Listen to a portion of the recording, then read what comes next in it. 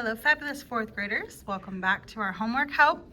This is our additional practice 8.1. So today we are learning about equivalent fractions, naming them, finding them, and generating new ones.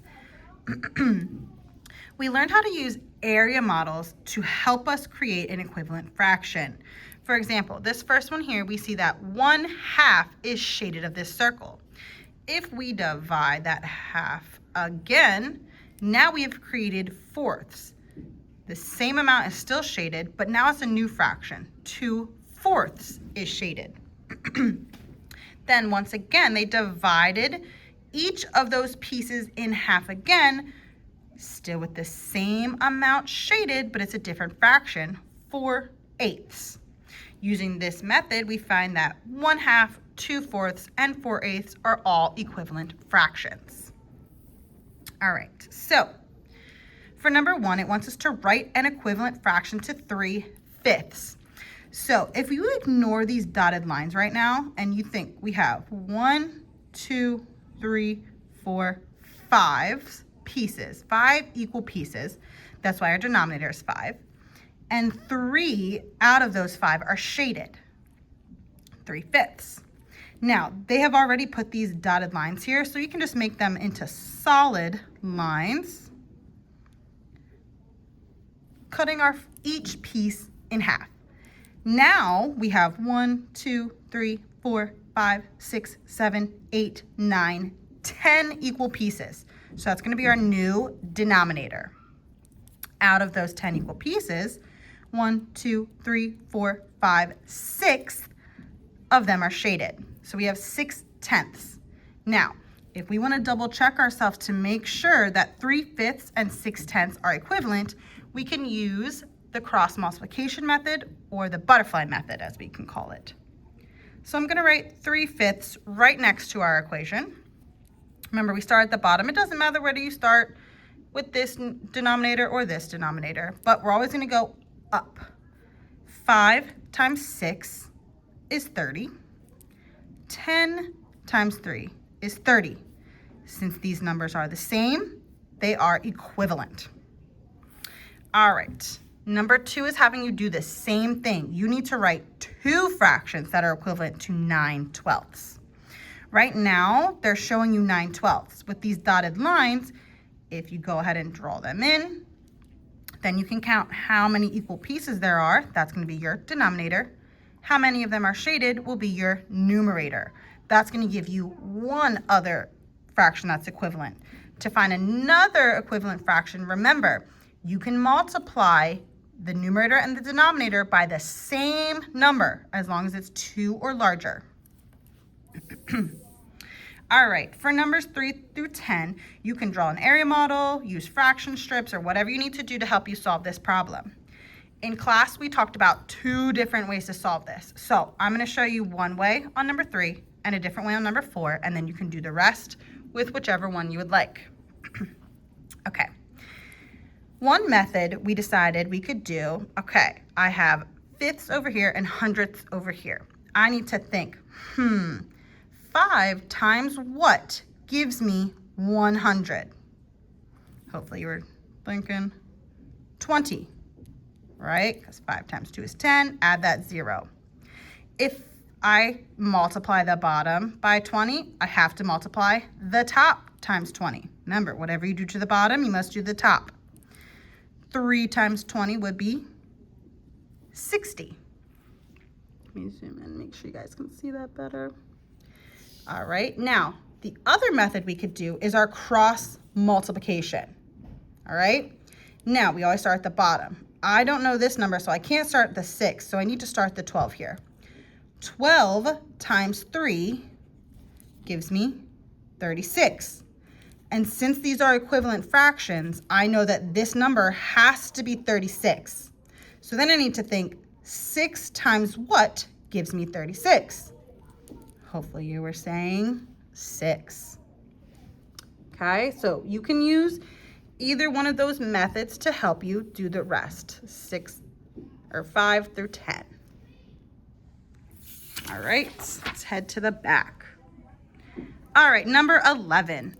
Write two equivalent fractions to describe the portion of the eggs that are dark gray. So to create this fraction here, the number of eggs will be your denominator and the number of dark gray eggs will be your numerator. Once you find that fraction, then you need to find two equivalent fractions. So here I should see three fractions. For numbers 12 through 13, you're going to use the table to the right. Okay, so we have candidate names and the number of votes that they received. The results of an election for class president are shown at the right. Which candidate received the most votes and which candidate received the least votes? So you're going to need to think back to when we learned about how to compare numbers. And you can either write the number that's the least or the name of the person who got the least, either or. Number 13, write the number of votes in ascending order. Ascending means going up. So you're going to write them from least to greatest. Number 14, tell what operations are needed to solve the following problem. Then solve the problem. The school auditorium has 22 rows with 28 seats each. At a school concert, 19 seats were empty. How many seats were filled? Now, I know it's been a minute since we've done word problems, but don't forget, we always want to underline what they're asking me to find. How many seats were filled? I have some important things here, right? There's 22 rows with 28 seats in each. At the school concert, 19 seats were empty. That's also important to note that 19 of them were empty. So this is going to be a two-step problem. So what kind of operation do we need to figure out? How many seats there are all total? Then what operation do we need to figure out how many were filled if there were 19 that were empty? So you're going to tell me the two operations that you need to use and then solve it. All right, number 15, higher order thinking. This one is a little tricky, so make sure you listen up. Lupita is tiling her craft room floor with square tiles. She wants 6/10 of the square tiles to be red.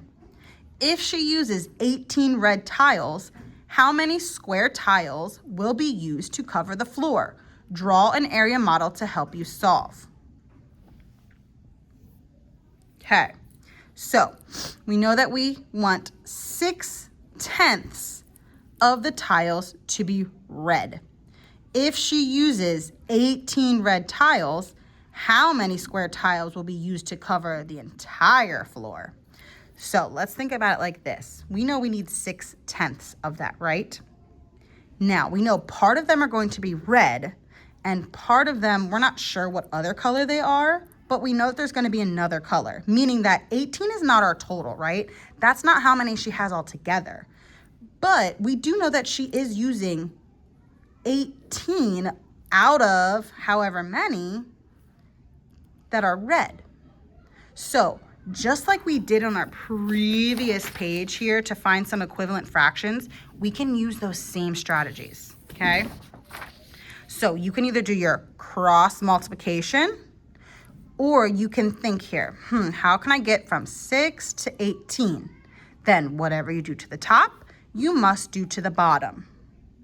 All right, so try and solve for this denominator.